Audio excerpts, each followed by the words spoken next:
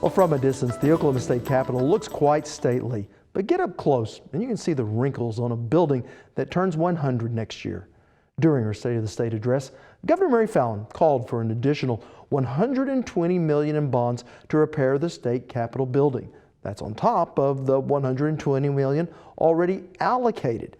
Now, that's a lot of money, but one that the state Capitol project manager, Thompson, says will be well spent. And I visited with him here in our studio. The Capitol's had maintenance projects, of course, over the years, and some of them have been more grand in scale than others. As the needs of the Capitol building has changed, so has the Capitol itself. There used to be many sort of wide open grand corridors that have been since boxed in and were used for committee rooms and things of that nature. In fact, we have pictures from the 1960s where on the first floor of the Capitol of historic corridors where agencies had spilled out from behind the walls and they'd built up temporary walls and were doing business right there out in the corridors of the Capitol building. Gradually, as other agencies have moved out, more and more the legislature has taken over the building. But yes, to answer your question, really this is the first time in the Capitol building's almost 100-year-old history that a major comprehensive restoration effort of this type has been attempted. And this restoration started in 2014. Yes, we got the funding in House Joint Resolution 1033 that passed in 2014. That bill went into effect of August of that year that authorized up to $120 million in bond funding to be used for the restoration and the renovation of the state Capitol building. Once we got our contractors on board, we really had to undertake a comprehensive investigation. Really, we knew the basics of what was wrong with the building, but we had to kind of do some intrusive look to see what's going on behind the stone to cause the cracking and the damaging. How are the anchors that are attaching the stone to the building?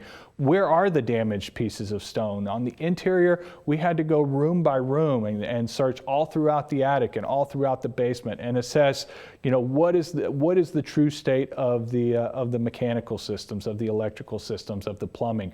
Our interior team generated over 50,000 pages of notes from their investigations to the true condition of the Capitol building. So now that process has recently wrapped up, we have gone to our oversight committee. They have approved the scope of work for the first funding amount that we were given by the legislature. And so now we're in the design process, getting ready for major construction to start in the next few months. And so what have you found in doing all these investigations? And I guess my question is, what's worse, neglect or maybe some misguided repairs? Both, actually. You know, what we found, what we expected was just neglect of repairs to be bad, and it is bad. But what we didn't expect is when we get up close to the building and we really start analyzing, the attempts at repairs in the past were really poor, and they were poorly thought out. And in many cases, there was the eye toward doing it cheap and fast instead of doing something that would be long lasting and that would stand the test of time. For example, on the Capitol building, we have 21.5 miles of mortar joints all the way around the building. And mortar is a very, very important part of the exterior of your facade because it keeps water from getting in and behind the stone.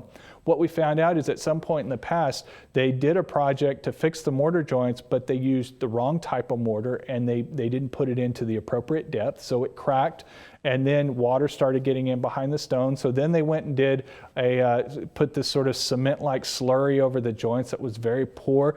It didn't help the problem either. They sprayed the building with a silicone sealer that only exacerbated our problems. So those are the kinds of things that we're dealing with, and that's why we wanted to take a comprehensive investigation, because when we get up there to do the work, we don't want to be guessing. We want to do a solution that's going to have long-lasting impact. In recent years, there have been barriers all around the Capitol. Even a few days ago, one of them blew down on our Austin Moore, who was there shooting some video. I mean, the Capitol looks like it's under construction. Yes, it does. You know, they had to place the barriers there a few years ago because, once again, that water infiltration issue, when water gets behind the stone and there are iron anchors that sort of anchor it to the stone, and then when those anchors begin rusting and expanding and it presses against that stone, sooner or later something's got to give and it's not the anchor. So then you have pieces of stone that start popping off the building. And those barriers have been there for about 4 or 5 years because we don't want people walking up close underneath that area and if unfortunately a piece of stone were to pop off the building and fall on someone's head. So this is a true life safety issue. It's not about just making the Capitol pretty, it's about making it functioning and where it'll last the test of time. And it is absolutely a beautiful building inside. It's a marvelous building. You know, many people who come from all over, even in its current state, will just marvel at our building. Beautiful white marble floors, Alabama marble, you know, beautiful. The rotunda is one of the show places of the entire state.